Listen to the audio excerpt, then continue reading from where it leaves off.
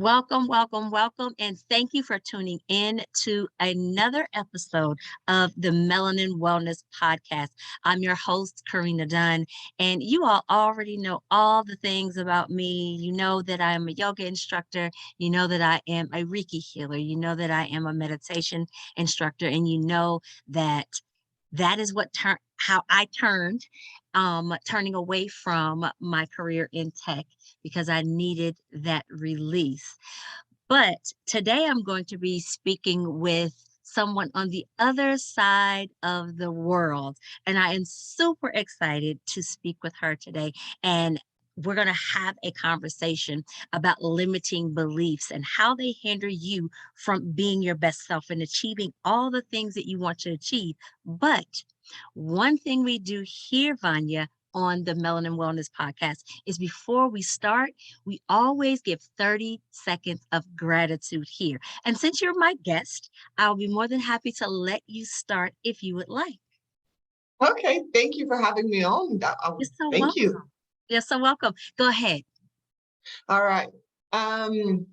What am I grateful for? Yes. So much. I think grateful to be in this moment right now, and I don't just mean in a podcast, but of course, very grateful to be in a podcast, but just to be in this moment. We've just gone through the pandemic, or majority of us are on the other side, and it feels so sweet to taste that freedom again, Yes. and to feel like, wow, we've made it through that, when at the beginning so many of us were unsure where it was going, Yeah. what was going to happen. There was so much fear, and we don't have to feel that anymore when it comes to the pandemic. And just Yes. to get rid of that, so grateful. Understood. I could definitely understand that feeling. I too am very grateful I'm grateful for my family and I making it to the other side because there are so many who did not make it together as a family. And there's so many people who lost loved ones and are feeling the pain on the other side. And my heart goes out to them. But I am so grateful that my family and I have made it to the other side. I am so grateful for just opening my eyes every single day and getting the chance to do something good every single time I open my eyes. I'm grateful for the whole healthy foods that my family and I have access to. I am grateful for this moment here in this podcast, being able to connect and collaborate with other like minded people so that we can get this message out and help other people with things that they may not otherwise know how to approach. And so I'm just so grateful for my platform and being able to reach others that are not necessarily close to me. Now, you guys know what I say here on the Melanin Wellness Podcast. That was probably more than 30 seconds, but it's okay because when giving thanks, you can never be grateful enough and you can never take up enough time to do that, because when you're operating from a space of gratitude, it is impossible to operate in negativity in that same moment. The two simply cannot coexist. And now let's get into the juicy part of the show. So today I have the honor of talking with Miss Vanja Beric. She is all the way across the pond in Austria, Australia, excuse me. Australia. She's a registered counselor and she works with others to help build their self-belief, right? And I believe we've talked about it here on the podcast before about how powerful limiting beliefs can be, right? And how they can completely hinder us. So I know a lot about you from your bio, but my audience does not. So please tell my audience more about you. Where are you from? A little bit about your background. Wow, thank you. So I am originally, as you said, I live in Australia at the moment, but to add a little bit to this accent, I'm originally from Yugoslavia. So I have the mix of European, Eastern European, and I guess Aussie accent. And I was 5 when a war started in my country, and for about 5 years, it went on for about 5 years. And when I was 11, when we moved to Australia, Oh, wow. yeah, and I had and everything that comes with that, and there was just a lot of trauma there.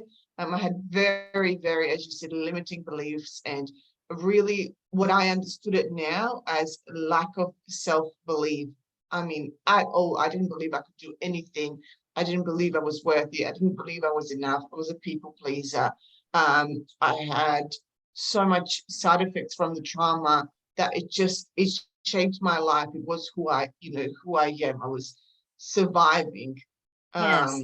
Even when I came to Australia, there was no danger, there was no um all of that was removed. It's funny how still we just survive, Yes. um, getting by. So I was in my early 20s when I started seeking counseling. Hmm. And I hear this so often. And I was in the same place where um, in my country, we don't do counseling. We don't do health. We don't do mental health. Hmm. And I hear this so often because it's either in my family, we don't do this, or in where I'm from, we don't do this. Right. So going to getting help was a very big deal. It was a very, um, I didn't tell anyone. It was very just for me. Hmm. Um, and after 2 years, I realized how much my life has changed. I realized everything that I worked through, and I wasn't just getting by anymore. I was now on, a few steps up, and I was like, wow, this is amazing. And coming from a belief that there's something wrong with seeking help, I was like, I want to do this for other people. This is amazing. So I went and got my qualifications, and I am now doing the same for others, what I needed so much for me back then, very long time ago. Oh, wow. That is such a powerful story. So, when it comes to your own self-limiting beliefs, where did that come from? Did that come from, being from the in the war-torn um element, or like where did that come from? Because oftentimes, I know that for us, in our community, oftentimes we receive these negative images of ourselves on television. Being a Black woman, it's constant negativity when we are viewed by others, and so when you're constantly being given and kind of hammered that negative energy and that negative imagery of yourself, you start to kind of believe that, and then you have others that treat you as such. You kind of start to believe that. So where do you know the root of where your self-limiting beliefs came from? Yeah. And I 100% agree with that. Society, and I had so many, and it was, my parents did absolutely the best they could with what they had. Right. Um, but a lot of it came from my parents, and it wasn't that they didn't love me, it was just that they believed it themselves. Right. Everything that they put on me, they believed themselves, and they honestly um, did so to protect me. And I Right. remember one of the limiting beliefs, which is this is how influential everything that happens in our childhood is. Um, so when I started doing my degree, I was umming and ahhing, for counseling. Should I do it? Shouldn't I do it? Hmm. And I took a very long time to decide whether to do this or not. And it was something that I desperately wanted to do. It was something, thinking back on it, kind of what I always wanted to do, but not really, that dream that you have, but it's kind of like being a Yes. singer, but you can't sing. And that was kind of me. And I was, and I was just thinking about it, just dwelling on it so much.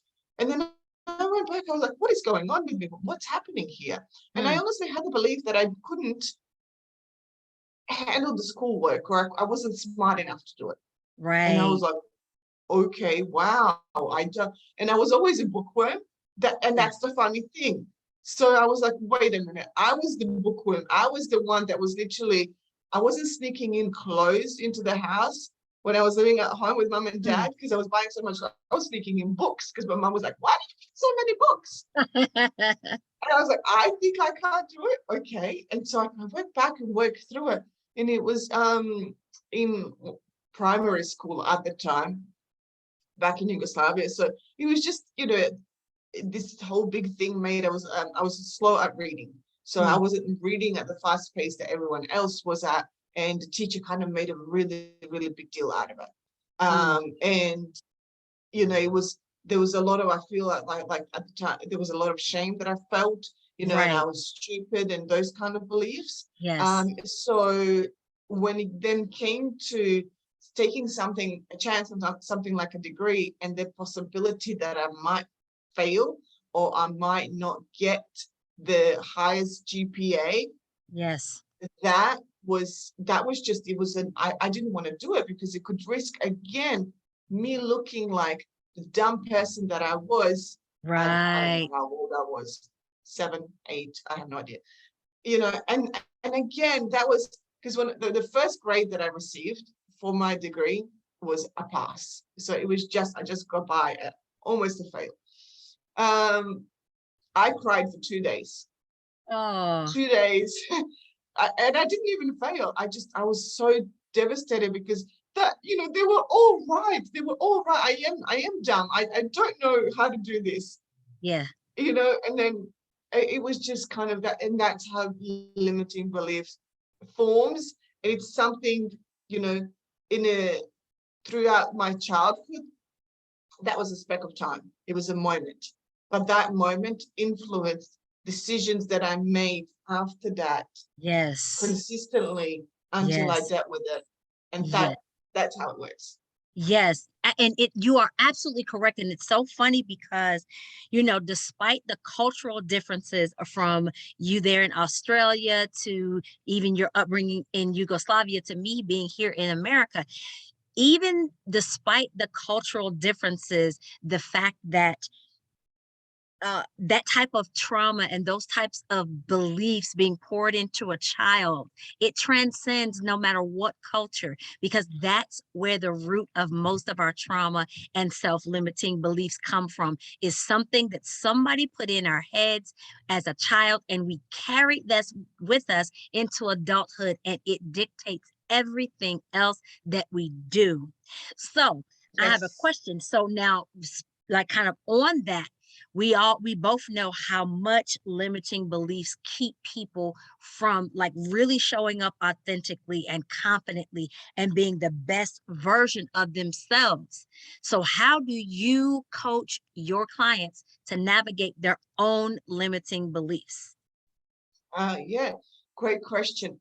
The key to it, or where we start, is having that awareness that so everything, our life is shaped by decisions. You are in this moment, because of a series of decisions you made. Yes. And our lack of self-belief. So again, taking my example of doing further education was, if I believed that I could, and if I believed that I couldn't, my life would have been completely different. Right. Yeah, I would have been on completely different paths if I didn't do this. So if we believe we can do something, we're happy. We go into it. It's a decision we make easily. And if we believe we can't do something, then we shy away from it. So creating that awareness that sometimes the decisions that we make or the excuses that we have are just surface based, Yes. and they are excuses. Yes. And just creating the awareness that it doesn't matter at this point. Let's just not go what's going on inside. Let's just agree that there is something going on inside, Right. and that's where we start. So we start creating that awareness and back to the bringing yourself back to the present moment, because that's when you can see what's going on inside. So creating awareness of your body, what it is that you're feeling, because if a decision was just surface based, like I don't have time, you wouldn't have the racing heart, you wouldn't have the sweaty palms, or Right. feel fear. You just Yes. wouldn't have time, and that's okay. Yes. Yes. So Yes. those reactions are telling you something, that there is more at play than just the surface based stuff. Yes, yes, and I agree completely, because when I'm working with um people who want to further their journey with yoga, and they're like, I don't know where to start, but I know that I've got some things going on. We don't just deal with yoga, because by the time you're hurting and you're stiff and you're aching, that's just the symptom of something deeper. And so oftentimes we wind up kind of digging deeper and kind of exploring further back. But one of the things that I find that's so important, because it was very important for me when I had to begin to deal with my own self-limiting beliefs, was to take accountability for my decisions, because yes, it is based off of something that happened way back when. However, there does become a certain point where you do have to say, okay, I probably played a little role in that. And sometimes it's very difficult for people to take on that piece of accountability for their own actions, and for things that they may have allowed. Because I heard you when you said earlier that you're a former people pleaser, and so am I. And I, so I hear you loud and clear. And so I remember oftentimes I would come across as, and I would play myself as a victim, because I didn't understand why people were doing this and why people were doing that. And Mm, it took so long for me to really begin to address my own stuff and say, well, no, they did it because I allowed them to do it. I yes, allowed it yes. because I was trying to please them instead of honoring myself and honoring how I feel. And so when you said people they have to be aware of how they're feeling and what they're feeling, that I believe that that is so important and so key to a person addressing those self-limiting beliefs. Would you agree? Yes, 100%. And I love what you said there, because sometimes it is so scary to think about um, our own responsibility, or just facing something on that at the moment. Right. Because when we're people pleasing, and it's certainly for me, and it's certainly the clients that I work with, is this I will lose something if I don't please Yes. you. And it's Yes. usually love, and it comes in different forms like respect, or I don't want to disappoint people, but you don't want to Yes. disappoint them because you're afraid of losing their love. Yes. Um, and then having that realization, it's so scary, but at the same time, it's so powerful and liberating, because now you Yes. understand that you're not at the mercy of other people. Because Yes. at 5 minutes ago, you were. Because Yep. if someone, even if you people please, some people are very hard to please. Yes. So, and you did everything for them and they're still not happy, that, you can't possibly be happy, because you believe that the only way to get love for you is to people love, for you to do everything for them. Yes. So, and when you take away that, and you're like, wait a minute, I can be loved and I can express love without breaking my back, without running around and trying to do Right. everything for everyone. And I am worthy just Yes. as I am. I may not feel it now, but just the idea that I could be, wow, Yes. that's big. Yes, it is. It's so powerful. So, what tips would you like to share with the audience on how to begin overcoming those limiting beliefs about themselves if they're not currently working with somebody, or like just what's a good starting point for someone to say, okay, you know what? There has to be more to life than what I'm living now. I am not happy. I don't feel that inner joy. So, like, there's something going on. So, where would you tell them to start to do that work? Yes. All right. So if you have multiple things going on, I would recommend picking one. It's easier for our brain to process, it's easier for us to focus on, and we don't feel so overwhelmed. And so we Yes. start creating that awareness. Now, that could be through multiple ways. One of the ways that I really love to recommend, and especially people who've been through trauma, is yoga. It's that syncing of breath with the movement that creates awareness, which is, as I said before, such a big deal, because then we know Yes. where to pivot. Yes. So creating that awareness, and it could simply be, as I said, doing yoga, or you could be while washing dishes and just being in that moment, being present, feeling the water, feeling the soap, feeling the Hmm. sponge, or whatever it is you're doing.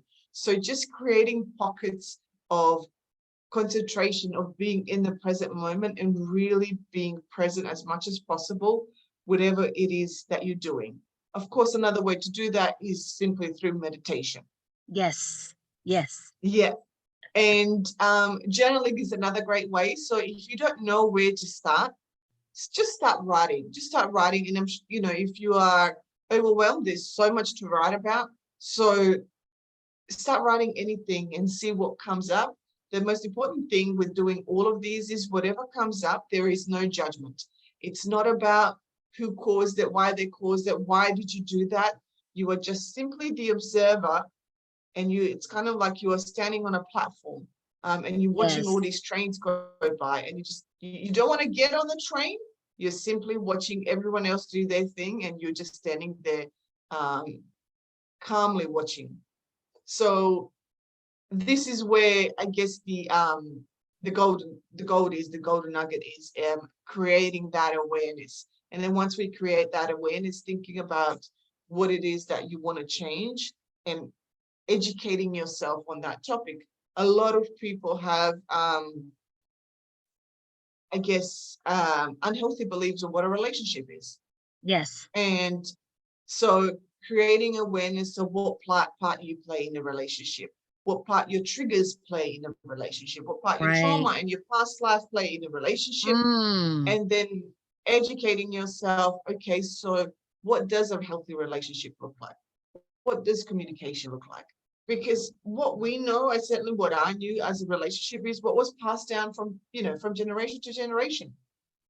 And we weren't a family of academics, so whatever was passed down wasn't necessarily the best way to do Right. it now. And it's served people back then and in different circumstances, Mm. but we are all in a different circumstance than our parents were, than our grandparents were. Right. And so we can do so much more with our life. We can build so much more.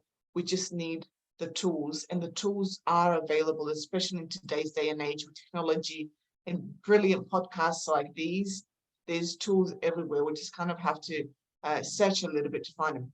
Yes. Oh my God, that was so awesome. I love how you talk about just being in the moment and being an observer, because that is one of the things that I talk about when I am doing my meditations with my clients. I'm like, just don't, you feel that feeling. You can feel that tingle in your ear. You can feel that your arm's itching. Don't interact with it. You're going to have Mm, intrusive thoughts when you are in meditation. I get them all the time, and I've been meditating for years. I get them, but you just acknowledge that it's there and just let it keep going. Just let it move on, and you will learn how to be in the moment, because being in the moment, it changes so many things. It really shifts your perspective when you're able to be in the moment. It kind of gives our nervous systems just kind of a break for a minute when you're actually in yes, the moment, instead of you're here physically, but your mind is over here and over there and over there. And it's like kind of all over the yes. place.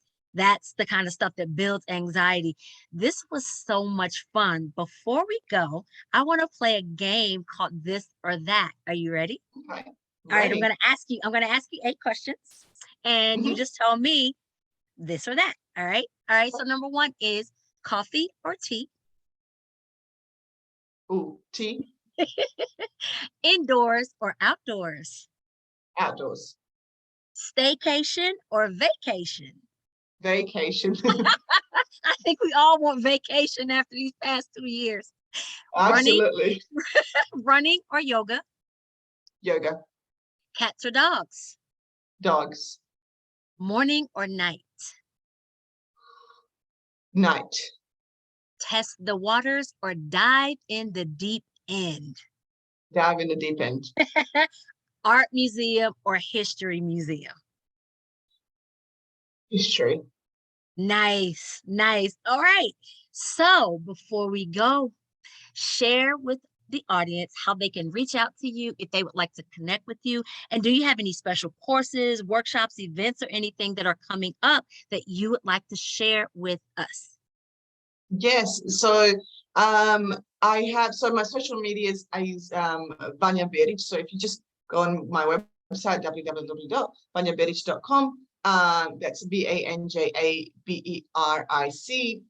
That will take you everywhere you need to go.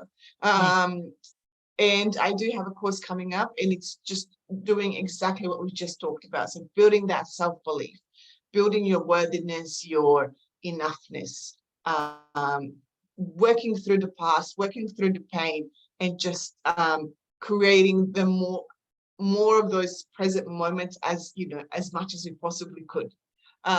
So it's a course obviously facilitated by me, and I'm in there live, and it's going to be amazing, transformational, and I'm so excited for people to for us to start doing it, because it's really going to be a lot of community and a lot of connection there.